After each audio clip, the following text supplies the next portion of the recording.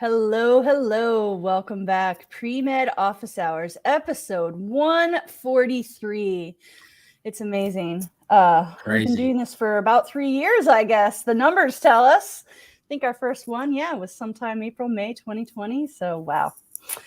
Um, Welcome back. This is an hour of live pre-med office hours. It's open questions and answers.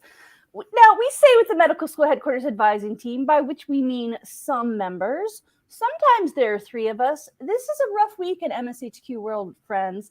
We've got people on vacation. We've got people sick. We've got people who aren't sick but are out because they're taking care of sick family members. But we do also have two med school headquarter advisors here for you. We're going to do our best to make you really happy with that attendance. Let me introduce the star of today. Oh, not me. No, wrong girl. Wait a minute. What? You are the star. No. Dr. Scott Wright, former director of admissions at UT Southwestern, retired executive director of TMDSAS. We were just talking about this last night.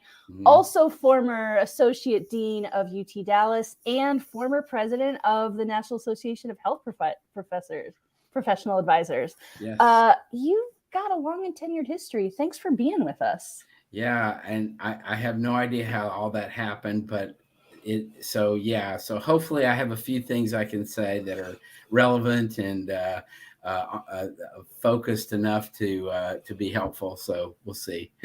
Yeah. All right. And then if you don't know me, I am Rachel Grubbs. I'm one of the MAPT and Medical School Headquarters co-founders. I've been advising students on the MCAT and pre-med process for about 20 years. And between Scott and I, we've got a pretty deep bench of expertise here. Yep. If you're new to this session, the idea is any topic is fair game. YouTube does allow kind of limited comments, so you got to think about narrowing into a pretty specific question. This isn't a place for life story, but you can ask us about the pre-med process, about the med school application process. You can ask us about prereqs. You can ask us about MCAT. There have definitely been some little changes happening with the application process that have been announced recently. So we've talked about in recent weeks how ACOMAS is now letting you designate your schools and actually showing that to the schools before you apply. We've talked a little bit about the unconfirmed but confirmed rumors that the disadvantaged essay from AMCAS is changing to other impactful. You know, part of what we're here to do is to share our expertise with you. And also part of what we're here to do is kind of analyze pre-med news as it comes out. So really any question is fair game. We want to hear from you. So feel free to go ahead and type in the chat if you're on Facebook or on YouTube. Those are the best places for us to see your comments. And we'll put them up on the screen and start answering them. Absolutely. All right, here we go. RF says, does having a master's help if I had a low GPA in undergrad? What do you think, Dr. Wright? This is a complicated question. It certainly doesn't hurt. Whether or not it will help is relative to kind of the story that you have created, what your undergrad GPA looks like. Is there a trend that might be beneficial or not? And it also depends on what your master's degree is in. Honestly, if it's a special master's program, that's one thing. If it's a strictly discipline-based master's program in biology, for example, or neuroscience, that will be something that will be different. Or if it's in a non-science field, then it could be helpful. So RF says later that it's in biomedical sciences, I guess. And so that would certainly help. It sounds very similar to a special master's program type thing. And so, RF, the thing is that it could be helpful. Depends on kind of how you do in it. But the fact that you have a master's degree is not as relevant to the process as what the master's degree is in, what classes you took in the master's program, and how you did in those courses. That will be impactful to your application. So assuming that you do well in the master's program, yes, it can be helpful. I don't know that it will necessarily totally erase the low undergrad GPA, but it will, certainly give the medical school some assistance in understanding your academic power. Yeah, agreed. Yeah, the thing I would add, just to help you kind of think big picture, RF, is the GPA isn't just there as a random metric. The GPA is the way med schools try to assess your readiness to handle the rigor of med school.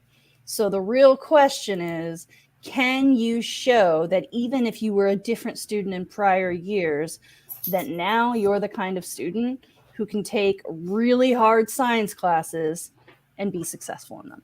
That's what med schools are looking for with a GPA. Is first 2 years of med school are incredibly fast, right? Biochemistry is 15 weeks in college. It's probably 2 weeks in med school. So are you ready for not only the rigor you have had, but even more rigor? That's what they're looking for. So it's not just the number, it's the meaning behind the number. So instead of does a master's help, it's can I show them that I'm a different student? I think that's the question you want to ask. Yeah. But yeah, good luck. Yeah, good question. Okay, Jacob says, does the order of work experiences matter in AMCAS and ACOMAS? No. And here's why. You don't get to control what the med schools do with the data once it's submitted, right? So when we create our AMCAS applications, you have an ability on your student side to create a PDF, and you'll see activities on your PDF. You'll see a verified GPA. Once it's been verified, you'll see your activities, and then you'll see your personal statement. But the med schools aren't just sent that PDF. They are sent the data, and they can slice and dice that data in any order, in any configuration they want. So don't waste any time thinking about flow. Don't ever assume that they've read one thing before they've read another thing. Each thing must stand alone, because you just have no way of knowing what they're going to do with the information that you send over. Mm-hmm.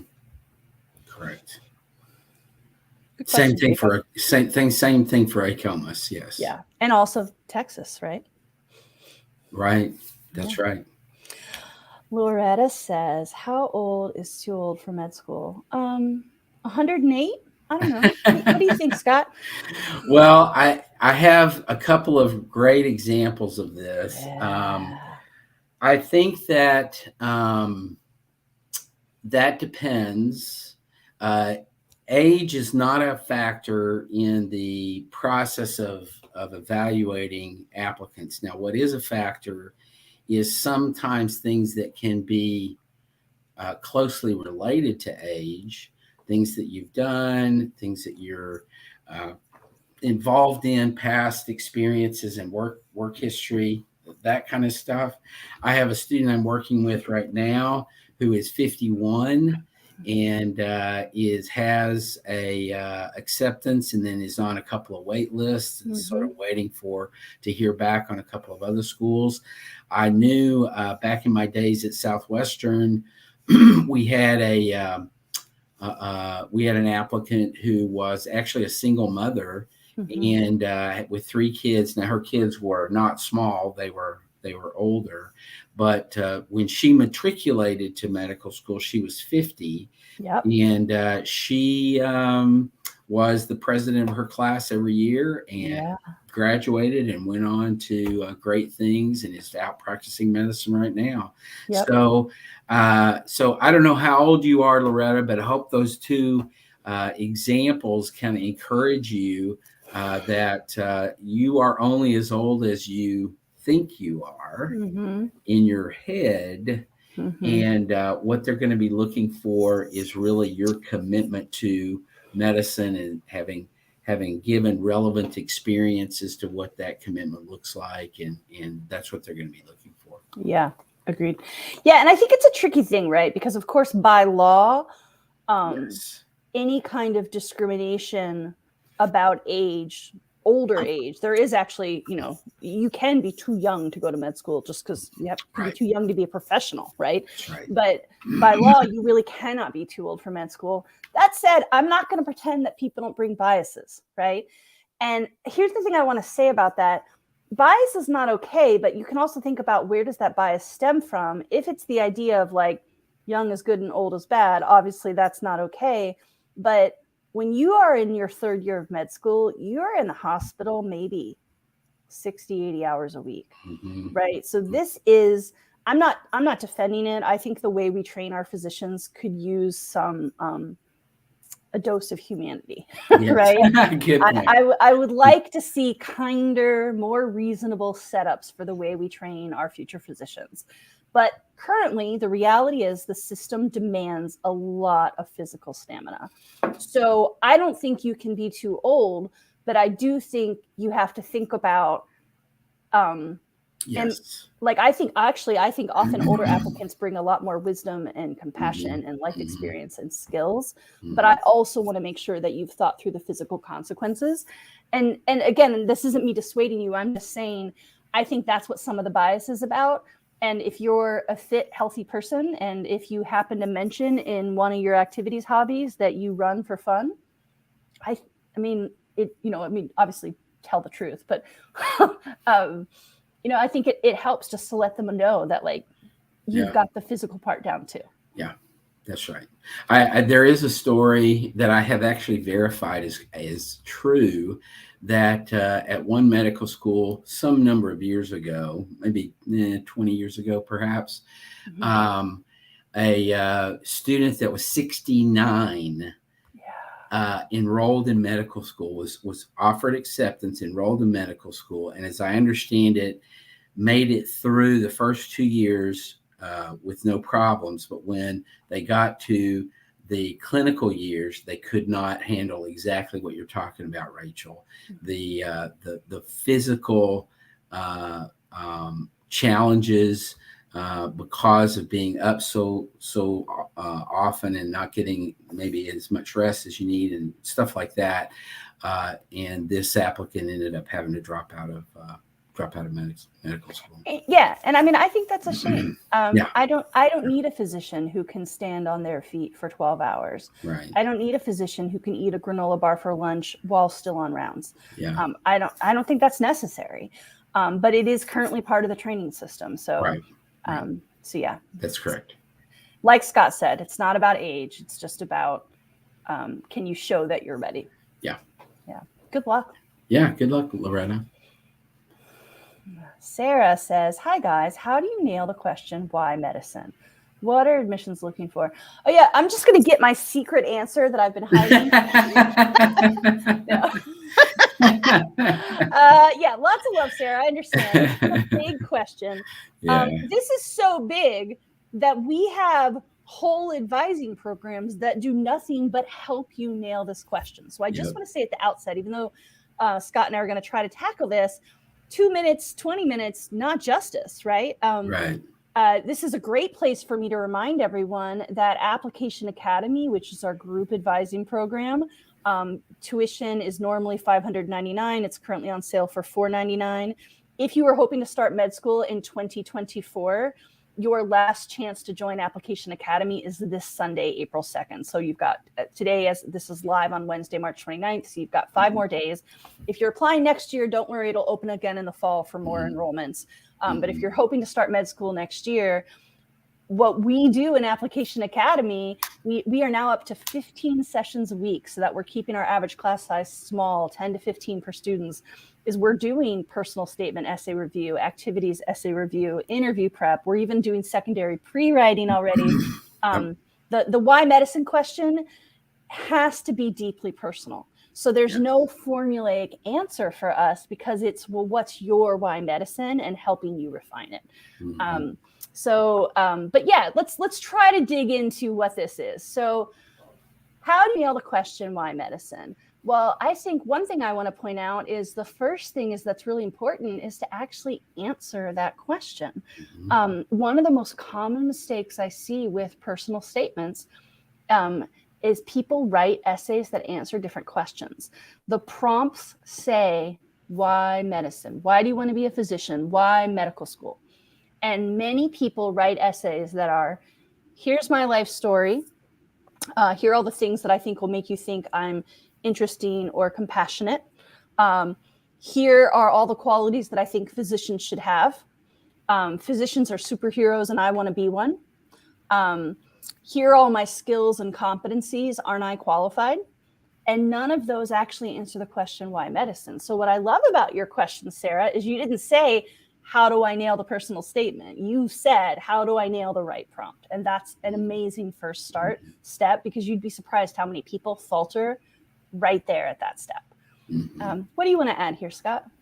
Yeah, I mean, Sarah, I think that a big part of this question, and Rachel has said this already, but authenticity here is crucial in telling your story about why you're interested in medicine is really important here. And that's going to be somewhat different for every applicant. Your story is your story.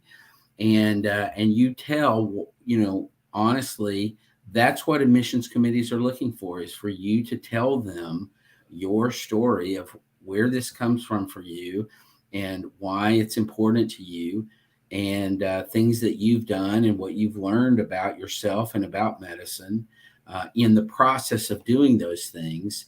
That's what they're looking for. Mm-hmm. And so there is no formula here. There is no secret agenda behind this question. It is simply understanding for you, Sarah, what are you, why do you want to do this? Mm-hmm. Agreed. Yeah, if you're looking for a little more insight on this, if you go to applicationacademy.com, on there, in addition, of course, to having the enrollment, if you're interested in joining that program, we have a link to a prior Application Academy class where Dr. Gray talks about the anatomy of the personal statement, his philosophy on success, his pitfalls, and then he starts to brainstorm with students their personal statement seed, which for us in the kind of language we use when we're talking about personal statements is, what was that first moment that you thought, maybe healthcare? And the way we think about the personal statement is sort of taking it on a journey of, what was my seed? What was the moment I thought maybe healthcare? What were a few moments that helped me confirm my desire to enter medicine? And then ideally a conclusion that's really aspirational. And obviously that's one simple rubric. It's not the only way to approach a personal statement, but we find it to be a really powerful way. And so Sarah, or anyone who's interested, if you're looking for a little more insight there, I would definitely go to applicationacademy.com, click on that video, and you will be able to not only get more insights into how to kind of ask yourself the right questions to write a great essay, but also to see a little bit of what group advising looks like. Mm-hmm. Yep. Thanks, Sarah. Great question. And thanks for giving me a natural opportunity to plug my program. All right. Miss A Blue. Ooh, she did a whammy, a triple whammy. 3 questions in one. Okay. What is the latest to submit the application? How will all experiences done 1 year prior to the application submitted? I'm going to have to come back to that. I don't know what that means. Can a graduate certificate help instead of a master's degree? Okay. So let's start with the first one. What is the latest to submit the application? There is a technical answer and a real answer. So you will see technically that many med schools allow submissions as late as October, November, December. I do not at all recommend doing that. Right. The reality of this process is it is rolling applications for basically all med schools and rolling admissions for most. And what I mean by that, there are some schools that say, oh no, we don't do rolling admissions. We offer all of our acceptances at once. Yes, but they're still offering interviews as applications come in. And let's do some numbers here. I'll use Courtney Lewis, one of our fellow advisors, as an example. She has stated that at her med school where she was the director of admissions, most years she had about 6,000 applicants. She had about 400 interview seats, and she had about 200 seats to actually fill her med school class. So if she starts offering interviews in July for August and is offering more interviews in September and October, if you don't apply until October, then a lot of the interview seats are already gone. So the later you apply, the harder it is to even make that first cut. So the thing that I think is really important is to try to apply as early as you can in the cycle while still being ready.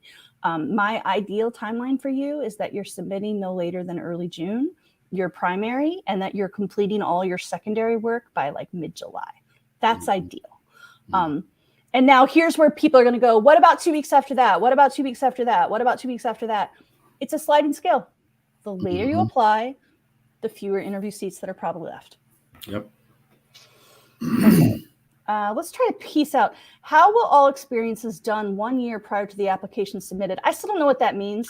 I think what she's wanting to know is if you start an experience during your, right before your application, the year before your application, or even 6 months or 4 months before your application, how's that going to be viewed in the process? I'm sort of thinking that's what she's wondering about.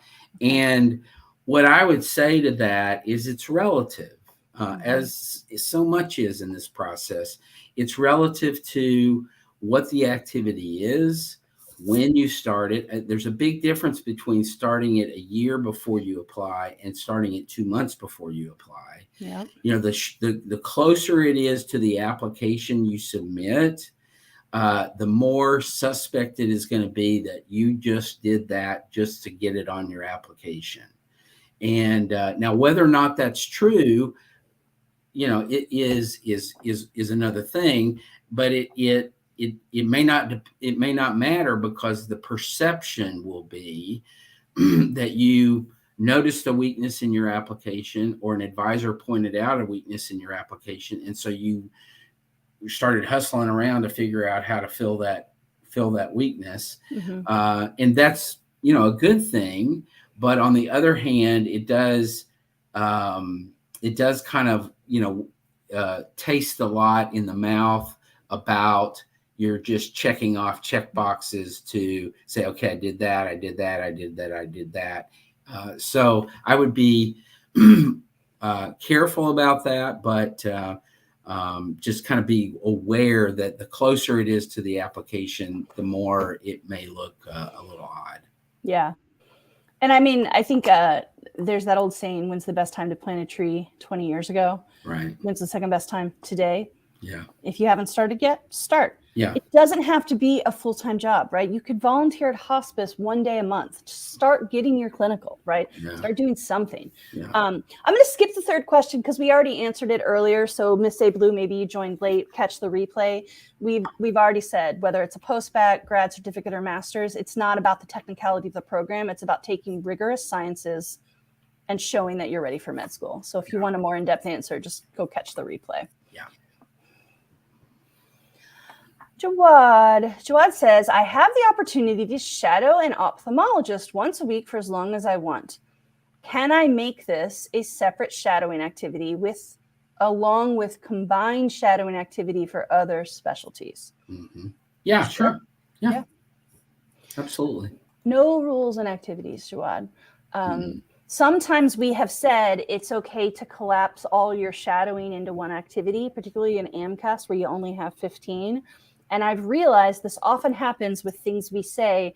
We'll say something's okay, and people start to internalize it as that's the only way. So we actually just had this debate in Application Academy last week because someone wrote a shadowing essay, and then a bunch of students were like, oh, no, you're not supposed to do that. You're just supposed to do a list of all the doctors. And first of all, the student had, it sounds similar to you, a really in-depth shadowing experience, and they had things to say. And second of all, Courtney Lewis, former director of admissions, was leading the class that night. And her point was, I would like to know what the shadowing meant to you. Yeah. Right. So if you are lucky enough, it's so hard to get shadowing. If you're lucky enough to shadow 17 physicians, then yeah, that might be the one activity where you just list names and specialties and don't dig real deep. But if you've had a meaningful experience and you know, like right now you're asking, is it okay? Well, I would say go have the experience. and see if you have things to say about it. Yeah. One of our concerns with shadowing essays is they often come off as weak because it's passive. It's just you observing, but that's not always the case. Yeah. Sometimes you're shadowing and then it turns into a little bit of hands-on care. Yeah. You're shadowing and the patient says, will you come hold my hand? Like now you're not a fly on the wall. Yeah. But yeah, that's right. No rules and activities. Mm-hmm. Whatever you want to do is fine. Jordan, ooh, I wish I had Ryan's cheer thing. Jordan says, didn't think I'd get this far, but I have multiple A's. Woo-hoo! Now what? Woo! Yay! Yeah, Jordan, that is so wonderful. Congratulations. They say, how do I pick what's best for me and my family, parentheses, young kids? Mm-hmm. Yeah, we actually just did a parent pre-med support group session about this last night. You have multiple acceptances, now what? Best possible problem to have in the entire admissions process, multiple A's. So yeah, I hope you're really proud, and I hope you're taking a moment to congratulate yourself. And Ryan is watching from Hawaii. It's like 7:30 in the morning there, and he's there to say, yay, yay. Yay. I don't know what that means, Ryan. Yay. Ryan also happy. Yeah. So Jordan, there's a couple things here. So one is we've talked a lot about the importance of a pro-con list. You need to think about what are the attributes you're looking for in your experience, right? So, what's best for you and your family? Where do you want to have your kids be raised? Where can you live? Where do you have support? What's the learning style of the med school? What kind of resources do they offer? What support do they offer with rotations? What support do they offer with research? What clubs and programs do they offer that interest you? You really do just have to spreadsheet all of that out. Mm-hmm. But then also you need to go with your gut. So I know, Scott, you've talked about that a lot recently. Chime in on the all important gut. Yeah, I think, Jordan, that intuition is a very important part of this process. What does your heart, gut, whatever metaphor you want to use, say to you about the school? And keep in mind, especially for someone with a family and young kids, you're not just going to a medical school. You're going to a community. You're going to a city. You're going to, think about living expenses, think about childcare, think about job for your spouse, think about, is it a safe environment? What does housing look like in that location? How close are these locations to your support network, relatives who, potentially can keep the kids on occasion, stuff like that, that I think you really need to consider in this process. The great thing about medical schools in the United States is that they're all wonderful. You're going to get a great education at any of them if you engage and do your part in that process. So I do think exactly what Rachel said, looking at, how you learn best and the curriculum and stuff about the medical school, all that's very important. But I also think, particularly for somebody with a family, that you have to consider the other stuff too. And then just between you and your spouse, and maybe even your kids, depending, on what you do with them, getting a combined effort to say, what do we feel like is the best decision here? I made this comment last night that I firmly believe that the spreadsheet of the pros and cons will tell you a lot, but your intuition may tell you something completely different. And I would say just kind of keep in mind that there are times in our lives when all the spreadsheet information says one thing and our intuition says something else. And I am of the mind to believe that you go with your gut. And so that's my my read on it. Yeah. And congratulations again, Jordan. That's awesome. Yeah, awesome, Jordan. I'm so excited for you. That's crazy good. All right. I'm taking the MCAT in mid-June, looking to submit my application by the 3rd week of June. Will my application still be considered in the early batch? Yeah. We're all giving you the like emoji. Right? Yeah, probably. Right. And so a lot of people are going to ask this. We're going to get more and more questions about timing as we get into the application cycle. And the truth is, we don't know because we can't tell you exactly what every admissions committee at every med school is going to do. Here's what we can tell you generally. And I'm going to use AMCAS as an example because ACOMAS and TMDS do have slightly different schedules. So for now, I'm talking AMCAS. AMCAS is going to open May 2nd. You can start working in it. May 30th, you can submit.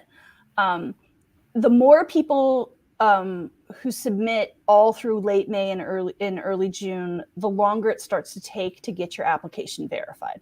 And AMCAS does verify all of your course history before it considers your primary application processed. Mm-hmm. So the later you submit, the longer you might be submitting in limbo, waiting on your application kind of being ready for med schools. Mm-hmm. Around June 30th, whether or not your application has been verified, you may start getting secondaries from med schools. And so sometimes I say, oh, they verify your application and then med schools send you secondaries, but that's not actually quite right because AMCAS schools can see if you have designated them, even if the application isn't processed. So sometime in late June, early July, you're going to start to get your secondaries. If you've been listening to us and following our advice, you've been pre-writing them. So one thing is, if you're looking to submit your primary in the 3rd week of June, I guess that means you're doing a lot of intense pre-writing of your secondaries the 4th week of June, the 1st week of July, because my goal is still for you to have not just your application submitted early, but your application completed early. So secondary essays, of which you can expect an average of 4 to 5 per school. So you're looking at having maybe 80 to 100 essays that are all due in the first couple of weeks of July. Taking Casper preview. If there are any pending letters of recs, chasing those down, making sure transcripts are in, and making sure a final MCAT score is in, which you said you're taking mid-June. So it sounds to me, I'm a little bit afraid from the way you've written this, that you plan to take the MCAT and then work on your application, which makes me very nervous. Need to be doing that concurrently. Yeah. If you have all that other stuff in that I just described and you get your MCAT back in mid-July, you'll probably be fine. And the reason is that even if you submit on May 30th at 8 a.m., in May and June, most admissions committees are still finalizing this year's cohort. So again, it's going to vary school to school. We cannot control what every single member of every single admissions committee is doing med school to med school, but most of them aren't going to actually start looking at the 2024 entry year submissions until sometime after the 4th of July break. So you're probably fine. What you haven't done here is cut yourself any cushion. Mm-hmm. Right? What if you're not ready to take the MCAT in mid-June? Are you prepared to be doing, I mean, you haven't said, but are you currently working on personal statement and activities? Have you figured out when you're pre-writing secondaries? Are you applying COMAS or Texas, in which case you may actually want to have those applications in a little earlier because they open earlier. Mm-hmm. There's a lot of nuance here. Mm-hmm. So yeah, I mean, do what you need to do. You can't, if you're not going to be ready sooner, then you're not ready sooner. Yeah. I'm going to let you handle this, Scott. Is it a fair question to ask med schools to waive a prerequisite course? Some schools I'm considering statistics, which I never took, but I have taken all 3 calculuses and differential equation courses. So my perspective on this is you can ask the question, sure. The likely answer is going to be no. The problem here, DG, is that they have to treat all applicants the same. And if they waive a prerequisite for you, then they have to be willing to waive it for other people as well who did not take all these courses. And this is like, and I would say, so that's the general question. The general answer is that, sure, you can ask the question, but you need to be prepared for the answer to be no. If it was my med school, I would absolutely say no. For two reasons, particularly with regard to one reason is that, we have to treat everyone the same. We have to treat all students the same, all applicants the same in the process. And if we're going to waive one prerequisite for you, then, if a student doesn't have enough biology, do we waive a prereq for them, et cetera. Secondarily, with regard to the specific nature of your question, the stat class, statistics is much more important to the practice of medicine and to science than calculus is, frankly. And statistics is the language of science. Statistics is the language in many ways of medicine. And if you do not have, that's why medical schools require it. Very few medical schools these days require any calculus at all. And many, if not most of them, require statistics.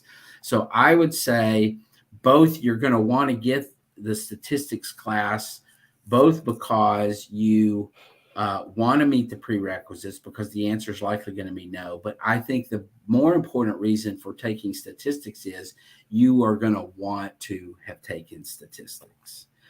You will want that in your toolbox for what you're going to be doing. Now, you can take it online. You can pick up an online class. Most medical schools these days are much more flexible with online classes than they used to be. There's still a few that say, no, we won't take anything online. But I would say, at the very minimum, it would be much easier for a medical school to say, okay, we'll accept this online course than it would be to get a medical school to say, we'll waive it completely. Yep. Yeah, I think that's really well said. Every single time I hear someone say something like, well, I don't know if I want to apply DO because there aren't as many DOs in my specialty, I think to myself, three thoughts. One is, how many MDs are out there compared to DOs, right? We know there are tons more MD schools than DO schools. Two, did you look at how many DOs applied versus got in? Wait, I'm doing three fingers for two. Yeah. And the third thought, I think, is, did you check stats? Every time someone butchers the way residency works, my first thought is, where are your critical statistical inquiry skills? Right. I mean, it will help you in medicine. It will also help you navigate a lot of the baloney of the admissions process, right? There is so much kerfuffle and mess out there. You need those abilities to do that statistical inquiry. It's going to help you on the MCAT. It's going to help you in med school. It's going to help you in life. So I have a very important question, Rachel. Okay. How do you spell kerfuffle? Oh, I believe it's Kerfu. Kerfuff, Fuffle. I don't know. You can tell that's from my years in British schooling. I am American. I always say born and raised in Ohio, except, right? Asterisk. And every once in a while, you can be like, did that girl just say a British thing? Yeah. Just spend a little bit of time in the British education system. And kerfuffle and keen, they come up a lot. Well, here it is. It is Kerfuffle. Well, that's what I said, right? Yeah. A commotion or fuss, especially one caused by conflicting views. Interesting. Yeah. Awesome. I didn't realize that wasn't common parlance. No, I mean, I've heard it before. I never really knew. I mean, I know how to use it in a sentence, but I couldn't define it. So. I have that with a lot of my words. I also have a lot of words that I know the meaning of and I don't know how to say. Yeah. All right, let's circle back to pre-med. We're starting to run low on questions here, friends. Yeah, okay, we've got Jawad again. Jawad says, thoughts on a high MCAT and 3.5 GPA, last 30 credits of 4.0. Practice full lengths have been 516 or so I have hopes of scoring in that range above. My thoughts are that's great. Yeah, awesome. I'm glad you're taking practice tests. Yeah. I'm glad you're scoring well. I'm glad you've got an upward trend. And a 3.5 GPA is not bad. Right. This is, a strong, a solid GPA. So, Jawad, I mean, with love and respect, I don't know if you're looking for praise, if you're looking for criticism. Like when you say thoughts on, like that's a really open thing. Here's my thought. this is great. This is not going to get you into med school. Right. When we think about college admissions, we often think about like the safety or likely based on stats, the match or target based on stats, and then the reach. Well, with med school, it's all reach. People with great stats get turned away all the time. You have to have at least good enough stats to apply, but the stats are never going to be enough. And I don't know you, I don't know your situation, so this isn't a criticism. I'm just saying my thoughts are, good job. Now let me find out why medicine. Let me find out how you've been spending your time. Let me find out your thoughts on your clinical observation and your direct patient care. Let me find out what you do with your time outside of being a pre-med so I can understand your humanity, right? Stats are great. They're still just the baseline. So good job, and keep going. Yeah, absolutely. Well said. Well said. Here's a good one right here. Yeah, go ahead. Let's see this one. Okay. How late is too late to apply for medical school? I was thinking to apply by the last week of July, but not sure now. Yeah, and we talked about this a little bit earlier in the session too. There is an official deadline in the fall. That's way too late. Very rough. And again, you guys always want to nickel and dime, pinpoint every single data, but my rough thing is June is great. July is fine. By August, I'm worried. After that, I'm not saying never, ever apply in September, October, but I don't know what you're doing. I want to know why you think that's going to work for you. Yeah. More to say on that, Scott?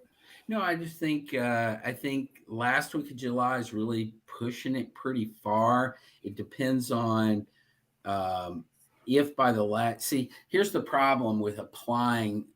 If you're pushing the submit button the last week of July, then the problem is your application going to be complete? Are you waiting on an MCAT score, for example? And in the last week of July, the application services are in full swing. They've got lots of applications. It can take 6, sometimes even longer, 6 weeks or even longer to verify your application, get it out to the medical schools. And so, that's pushing it into last week of August, even into early to mid-September before the med schools are even getting your application.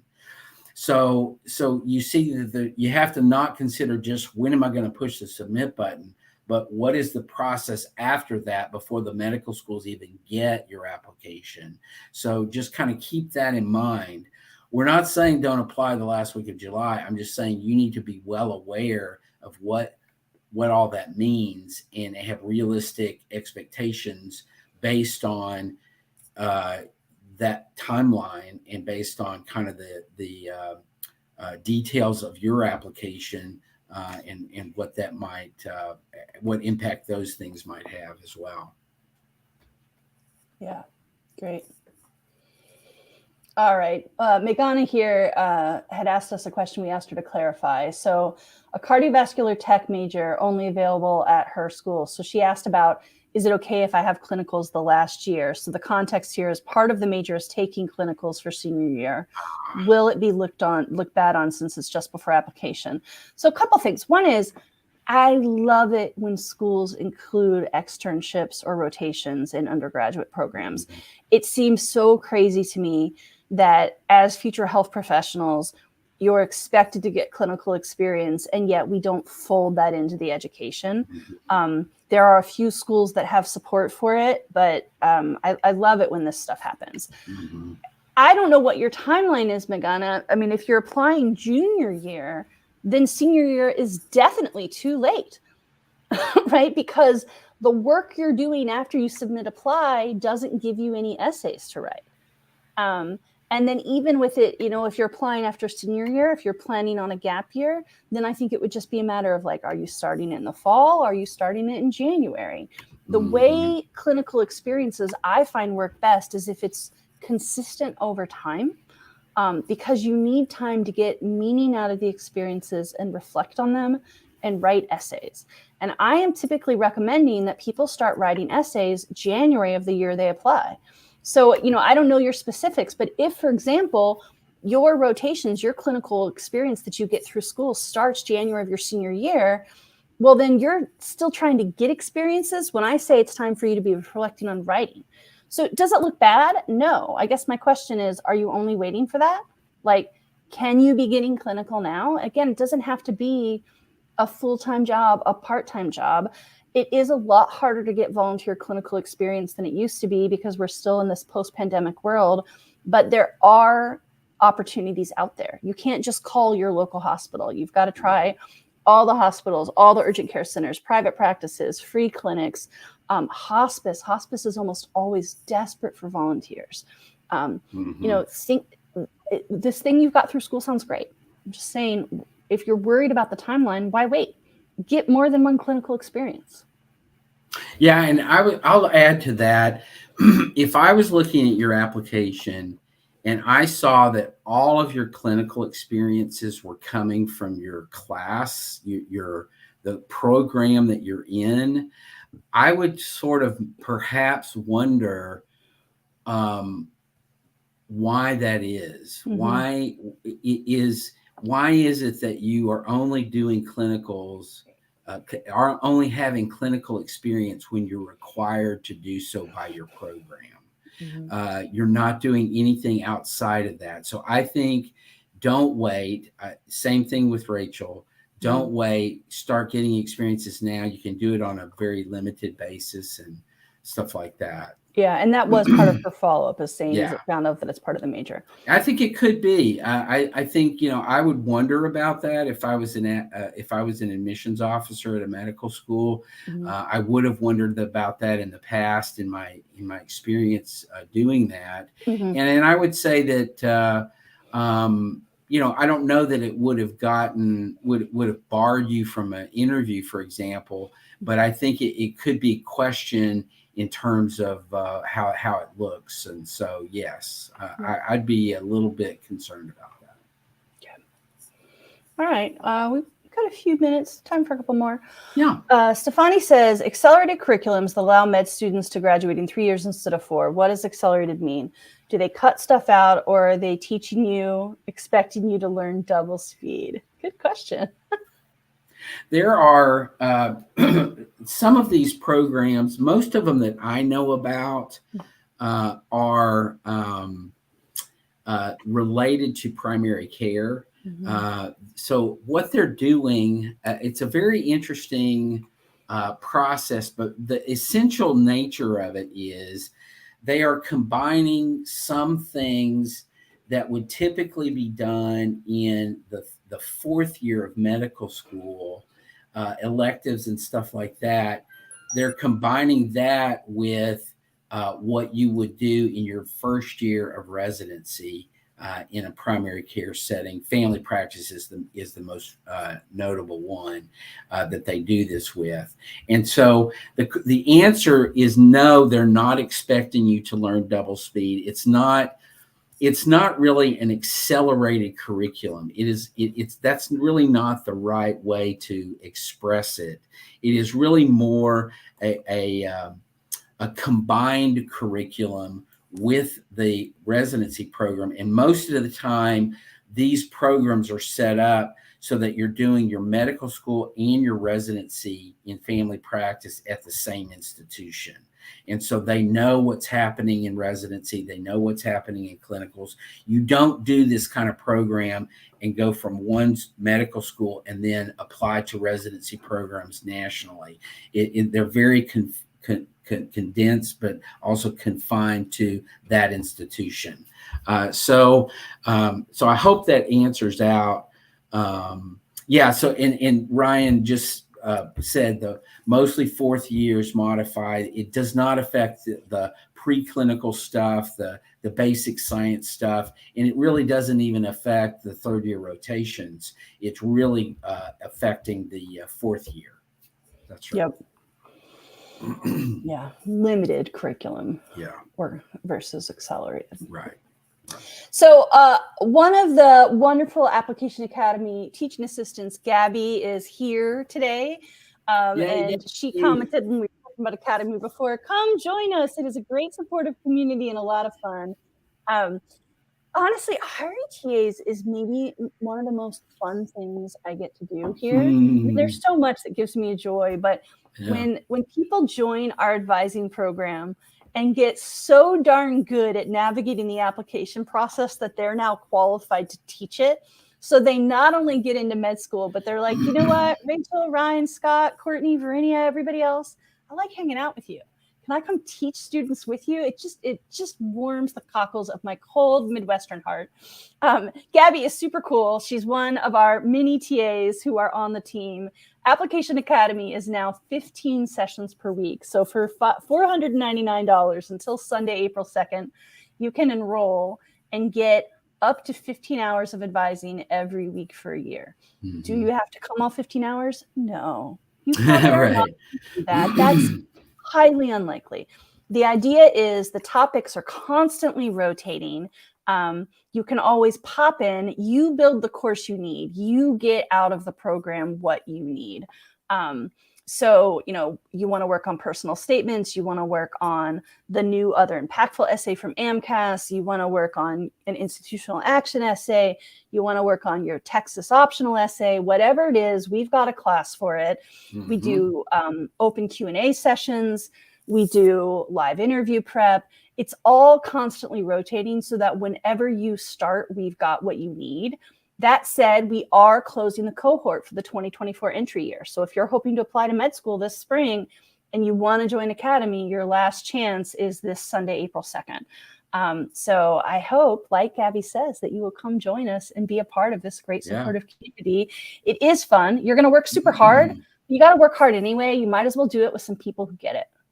And when it's fun. Yeah. All right, everyone. We'll see you again next week. Thanks so much for coming to live Premed office hours. Bye, everybody.